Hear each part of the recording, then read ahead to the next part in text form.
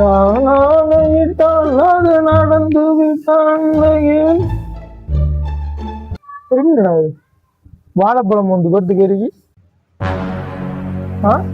நல்லா தானே இருக்குது, குப்பையில் போட்டாங்க. தின்னுவோமா?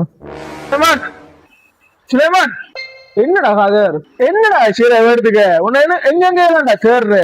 எங்க என்ன எங்கெல்லாம் தேடுனியா? எடுத்துக்காடா இருக்கேன் உனக்கு தெரியாதா? கையில என்ன வச்சுட்டு யோசிச்சு நிக்கிற நீ?